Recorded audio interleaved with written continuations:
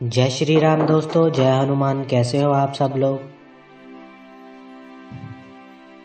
एक भगत ने मुझसे पूछा, बहुत प्यारा क्वेश्चन पूछा कि क्या गुरुजी मैं इतने समय से पेशी खा रही हूँ, ठीक है, तो मेरे शरीर के ऊपर एक नकारात्मकता है। क्या मैं भगवान के आगे एक भोग जो अर्पण करती हूँ, क्या भगवान उस भोग को मेरे स्वीकार कर रहे हैं। तो मैंने सोचा कि क्यों ना इसके ऊपर वीडियो मैं बनाऊं। ठीक है, तो वीडियो ये सभी के लिए है। तो जिनके घर में नकारात्मकता होती है या नेगेटिविटी एनर्जी जिनके घर में वास कर रही होती है, या कोई तंत्र के तहत भेजी होती है, या कोई मंत्र के तहत भेजी होती है, या कोई क्रिया कर्म कांड के द्वारा कोई चीज लगाई होती है, तो क्या उनके द्वारा अगर देवताओं को कोई भोग लगाया जाता है तो वो क्या स्वीकार किया जाता है। तो सारी जानकारी आज मैं इस वीडियो में आपको बताऊंगा। अगर वीडियो मेरी अच्छी लगे तो मेरी वीडियो को लाइक करना, मेरे चैनल को सब्सक्राइब करना और बेल आइकन बटन को दबाना ना भूलना, ताकि आने वाली हर वीडियो की नोटिफिकेशन आपको सरलता से प्राप्त हो जाए। ठीक है, तो चलिए, क्या होता है जब देवता के प्रति हमारे भाव तो सच्चे हैं, भोग लगाते हैं, रोज लगा रहे हैं, भोग लगा रहे हैं, अब हमारा भोग स्वीकार हो रहा है या नहीं हो रहा है। अब आप सोचोगे कि गुरुजी इसमें डाउट कैसा हो गया, ये डाउट आया कैसे।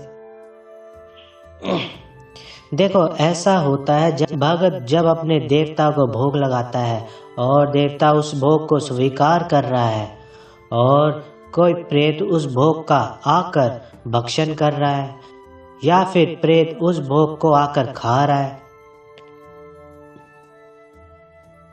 अगर कोई प्रेत उस भोग को खा रहा है तो आपके घर में कुछ ऐसे सिम्टम्स उत्पन्न होंगे, जैसे कि आप देवता को भोग लगाएंगे, देवता की पूजा अपने घर के अंदर कर रहे हो, आपका कोई कुल देवता है, कोई आपका पितृ देवता है, या आपका कोई इष्ट, या आप अपने इष्ट को भोग लगाते हो।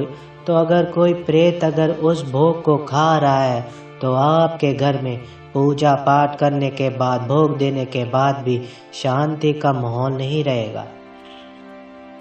शांति का माहौल नहीं रहेगा घर के अंदर। जिस दिन आप भोग देते हो उस दिन और भी ज़्यादा उत्पाद मचता है, उस दिन बहुत ही और ज़्यादा जो है ना आपके घर के अंदर लड़ाई झगड़ा, ठीक है, जो है ना प्रक्रिया जो है ना चलती है। देखिए, जिसके शरीर के अंदर प्रेत बैठा हो, जिसके शरीर के अंदर प्रेत बैठा हो, वो किस प्रकार का भोग अर्पण कर सकता है, मैं उसको भी बताऊंगा। ठीक है, तो पहले मैं आपको संकेत बता रहा हूँ कि कैसे कैसे।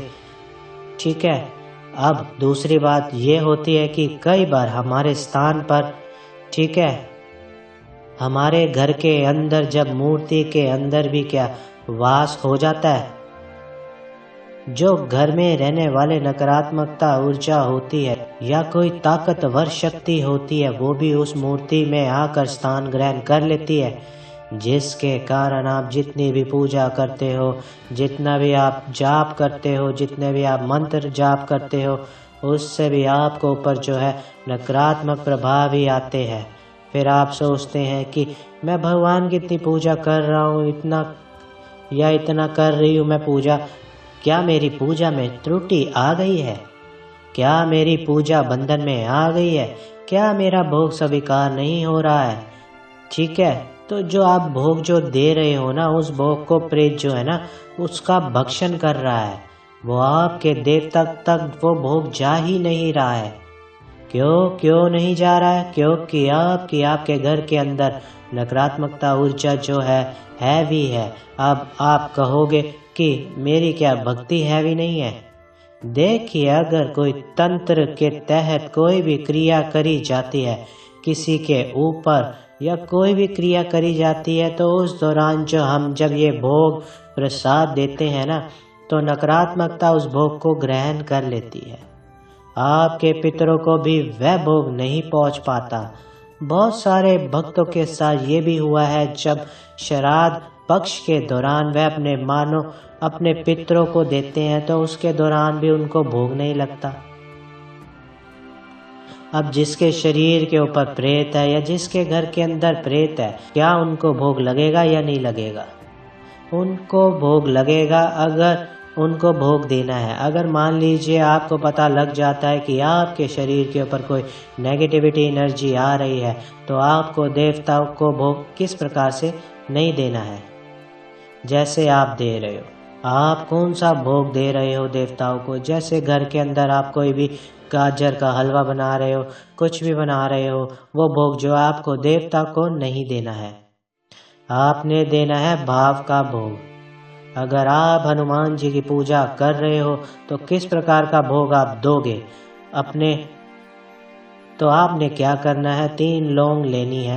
3 लौंग लेनी है हनुमान जी को जब आप भोग दे रहे हो।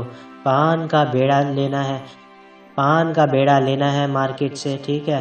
पान का बेड़ा आपने जो है पान के अंदर जो है लौंग लगा के अपने ऊपर से 7 दफ़े वार करके वो भोग उनके चरणों में अर्पण करना है और उसी भोग को प्रज्वलित कर देना है।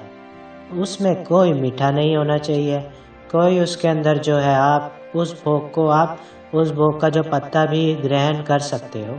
ये भोग देना है जिसके ऊपर नकारात्मकता है। पहला भोग भाव का। दूसरा भोग इस प्रकार माँ दुर्गा को दे रहे हो, माँ कालका को दे रहे हो, तब भी आपको पान के पत्ते से ही आपको भोग देना है और माँ दुर्गा का भी भोग भी आपको इसी प्रकार से देना है। आपने लौंग लेनी है, आपने नारियल लेना है।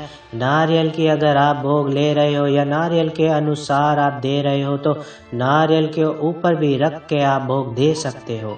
जैसे कि सूखा नारियल ले लिया आपने और उस नारियल का आपने पीस कर लिया, ठीक है। इतना पीस कर लोगे, उसके ऊपर कपूर, लौंग और हरे रंग की इलायची प्रज्वलित करके माँ को भोग अर्पण कर सकते हो। ये भोग जो है ना 101% आपके देवता को जाएगा। इस भोग का प्रेत भक्षण नहीं कर सकता, प्रेत भक्षण नहीं कर सकता। फिर तीसरी बात ये, अगर घर के अंदर नकारात्मकता है और घर के अंदर तंत्र या घर के अंदर प्रेत रोगी अगर भोग दे रहा है, तो तीसरी बात ये है उसे भोग 11 पर ही देना चाहिए।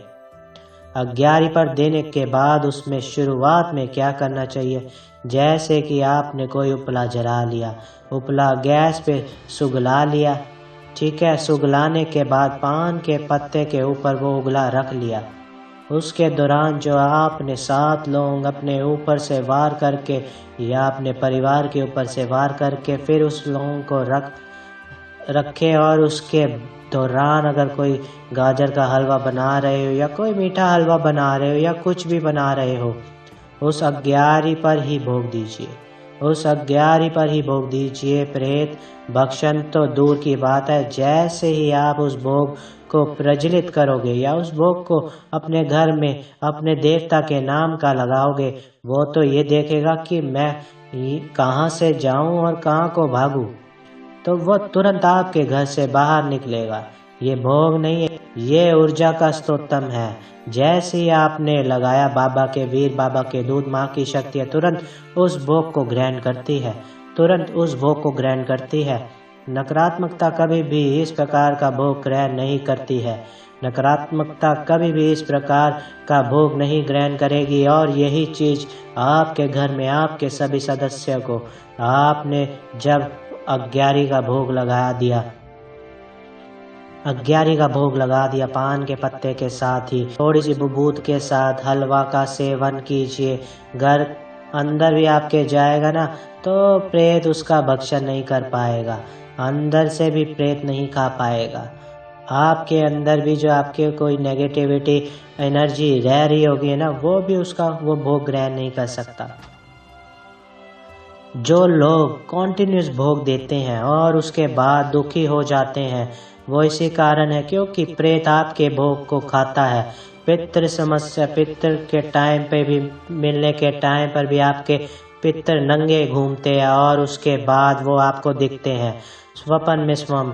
तो मेरे पितर तो नंगे घूम रहे हैं और उनके नाम का मैंने डाला था, मैंने तो सारे कार्य किए थे।